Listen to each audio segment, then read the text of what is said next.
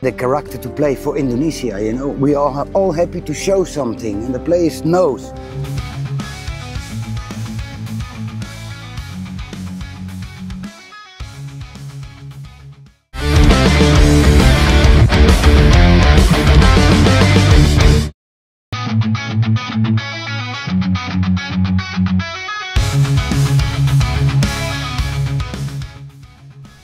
Timnas U23 Indonesia bersiap menyambut laga besar. Langkah awal datang dari Ketum PSSI Erick Thohir dengan mengingatkan target secara halus. Erick memberikan suntikan moral saat menyidak latihan tim. Momen ini dibagikannya lewat akun Instagram pribadinya pada Jumat lalu. Dalam unggahannya itu, Erick Thohir terlihat bersalaman dengan para pemain dan menyampaikan pesan. Sebuah pesan yang secara halus mengingatkan target yang harus diraih Gerald Vandenberg dan anak asuhnya. Erick menegaskan bahwa persiapan ini dilakukan agar Timnas U23 Indonesia bisa meraih hasil terbaik. Hasil terbaik di sini tentu bukan sekedar masuk semifinal atau final, melainkan meraih gelar juara. Erick berpesan agar pemain bekerja keras saat berlatih demi dapat mencapai target yang sudah diberikan. Target gelar juara bukan hal mengejutkan, mengingat status Indonesia di turnamen sebagai tuan rumah. Sebuah kerugian besar jika sampai Gerald Vandenberg gagal memberi trofi juara untuk Indonesia di turnamen ini. Menarik dinantikan seperti apa kejutan yang bakal ditampilkan Timnas U23 Indonesia bersama Gerald Vandenberg. Dan tak menunggu waktu lama, strategi baru pun mulai dijalankan. Gerald Vandenberg, sang pelatih, punya resep rahasia dalam membangun skuad Timnas versinya sendiri. Vandenberg mencoba mengkombinasikan pemain-pemain yang memiliki keahlian yang tak hanya bisa bermain di satu posisi saja. Timnas U23 saat ini telah menjalani hampir 10 hari pemusatan latihan dengan materi yang intens dan terfokus. Coach Vandenberg menekankan filosofi permainan berbasis penguasaan bola yang dominan, menuntut para pemain untuk menjaga bola selama mungkin, serta berkomunikasi secara aktif di lapangan. Taktik ini sangat familiar dengan gaya permainan tiki-taka, namun versi Indonesia. Pelatih fisik Timnas Tony Ho menjelaskan bahwa skema yang diusung Vandenberg menyerupai gaya main ala Spanyol dengan tiki-taka menurut chemistry tinggi, kontrol bola presisi, dan mobilitas cepat antar pemain. Namun di balik ambisi permainan atraktif ini, Tony Ho mengingatkan bahwa keberhasilan taktik Vandenberg sangat bergantung pada kualitas dasar pemain kontrol bola, akurasi passing, dan stamina. Ia menyebut penguasaan bola yang efektif membutuhkan pemain dengan kemampuan teknik tinggi dan daya tahan prima, terutama jika ritme permainan cepat seperti saat Timnas Jepang melawan Indonesia beberapa waktu lalu. Tony menyebut ini sebagai resiko kembali ke setelan pabrik jika tak ada sinkronisasi tim yang kuat.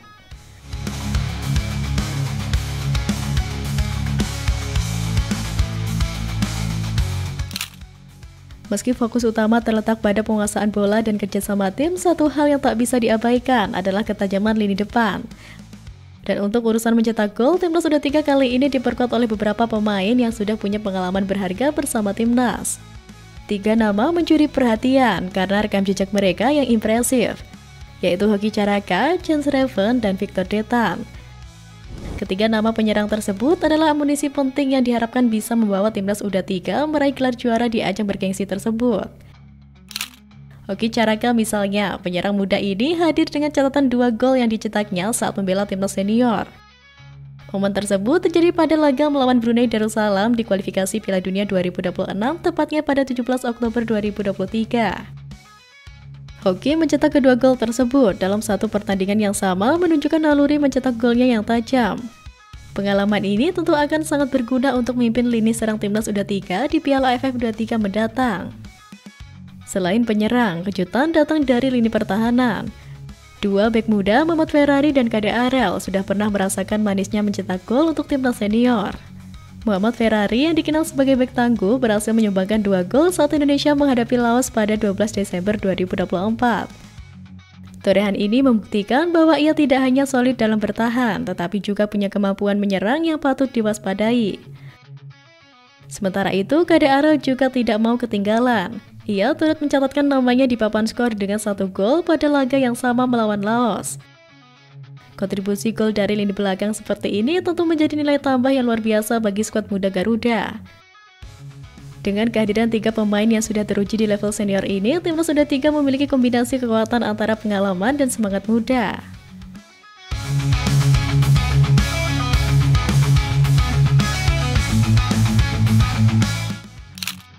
Dan tak hanya pemain, pelatih pun membawa warna baru. Simon Tahamata, legenda Belanda berdarah Ambon, turut bergabung dalam tim pelatih timnas Indonesia dengan semangat yang luar biasa. Meski telah lama menetap di Eropa, ikatan emosionalnya dengan tanah leluhur tak pernah pudar. Hal itu terlihat jelas ketika Simon Tahamata dengan fasih melantunkan lagu Ambon Manise bersama para pemain timnas U23. Momen itu terekam dalam sebuah video TikTok yang viral di kalangan supporter Garuda. Dengan logat Ambon yang fasih, Simon memimpin nyanyian sambil tersenyum hangat.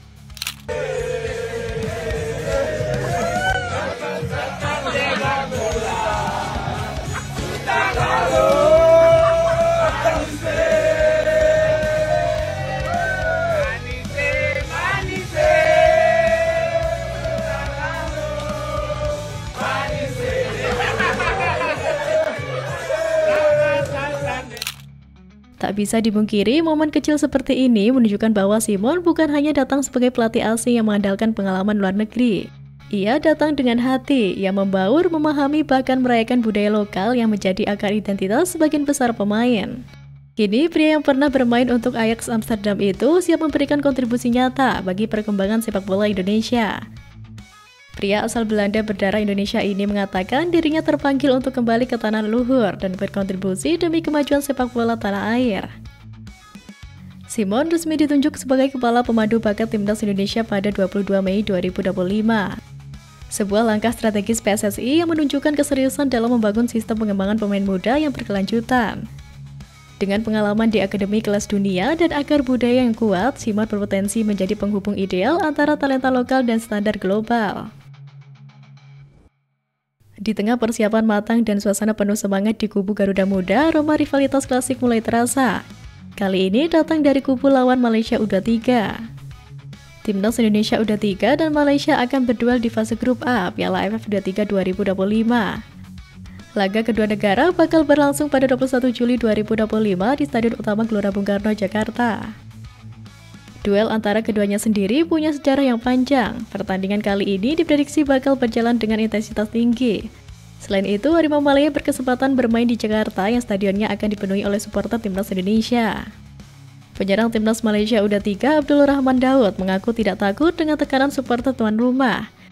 Dirinya menegaskan bahwa rekan setimnya bakal datang dengan kepercayaan diri tinggi. Timnya siap merebut kemenangan di depan puluhan ribu supporter timnas Indonesia.